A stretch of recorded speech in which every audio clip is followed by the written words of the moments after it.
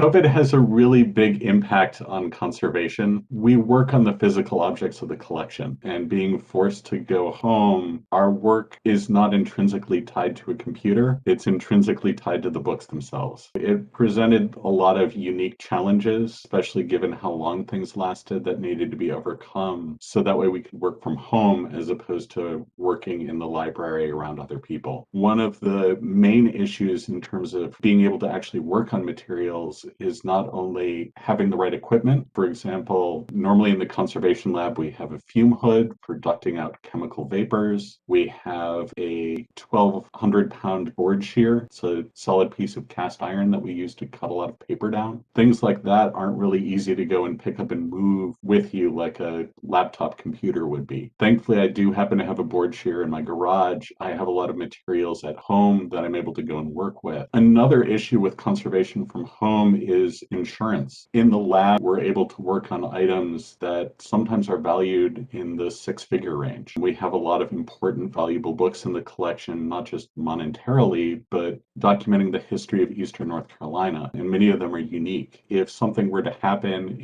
at home I have a cat. What happens if the cat decides to get into a rare book? My homeowner's policy would only cover $50 worth of material. It presented a lot of problems. It meant restricting how many items I could work at one point in time. Typically, I only get to work on one item at a time, which is a little bit difficult. There's a lot of time spent waiting for glue to dry. I don't have a huge space. I don't get to spread out and let things dry. It was a chance to go and do a lot of professional development work, a lot of journals to go and read up on conservation as a science. And like any science, new discoveries are always being made, and it's really kind of important as a professional conservator to keep up on that. Generalized skill work, which is sewing an end band, it's kind of the cherry on top for a book binding. What originally started out as an integral part of the book's sewing structure back in the day when books were sewn in hard wooden board covers and made from parchment or vellum. Nowadays, this little end band, the little kind of dealie at the top along the spine of the book that you see me sewing, is more of an ornamental feature. It's not needed structurally, but it gives the book a little sense of panache. Leather covering, it's not something that people really get to go and see or appreciate, is a freshly bound leather volume. When you go to the bookstore, most of the books that you see are either paperbacks, or if you get a hardcover, it's bound in a book cloth. Very few are actually bound in real leather. You can occasionally get the El Cheapo ones that are bound in some type of conglomeration of leather shavings and glue. Very few times do you actually get to hold something that's a fresh binding in, nice Moroccan goat skin. So it's kind of fun to get a chance to go and do those. Sometimes when we're having to remake a historic book structure, we'll have to go and recover the entire book. And so it's finding a leather that the curator likes and getting a chance to go and get the book back to the way it was supposed to feel in the hand. Just like a paperback feels different in the hand than a hardcover, so does a leather binding that's fresh and new and flexible feel very different than one that's old and wrinkly and dry. It's always kind of nice to go and put an old book into a set of new covers, so that way students can actually feel how the book was meant to be felt. Part of the reading experience is haptics, how something feels in the hand. When you think about snuggling up next to a good book, it's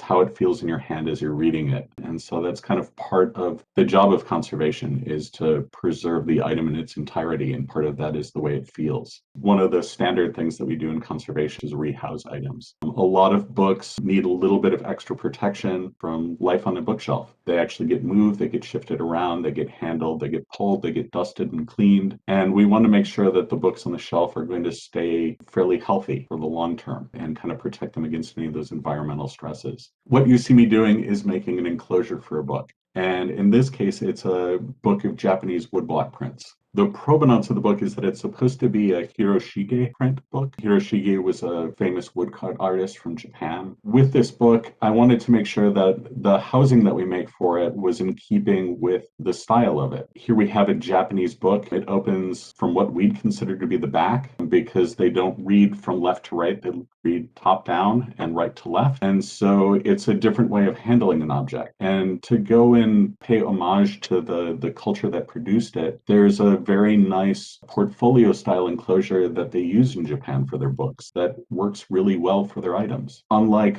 say a Western book where we have typically a thicker rounded spine and differences of thickness in the book from the sewing technique that gets used, because books in Japan are stab sewn, they end up very rectangular. And so we can make these really cool Japanese portfolio boxes to go and house those items and kind of be culturally attentive in how we house it. So it's always kind of fun to get a chance to go and make some of these outlier boxes because we don't have a lot of Japanese woodblock print books in their collection. And so I don't get to make them often. I get to go and bring out some of the Japanese silk book cloth that we have. And so you get to see the whole process of making it using traditional bone clasps. The little toggles that you see are actually made of pieces of cow bone, part of upcycling. They're left over from the meatpacking industry and they get used into various products. Bookbinders actually use them for clasps. When we're panning through my office, there's a whole bunch of books on my bookshelf. A lot of those books are related to bookbinding, book history, and binding styles, as well as conservation. I use them a lot for reference work when picking out a binding style. I want to make sure that the binding that I pick in rebinding a book is going to match to the time period and the place of production. So just like that Japanese portfolio box that you see is culturally appropriate to Japan, if I'm binding a book that's from the 1700s in England, I want to make sure that it's culturally appropriate binding style to England in the 1700s. I've had to do a couple of instruction sessions during COVID, and it's kind of difficult because instruction sessions with rare books involves typically handling the rare book.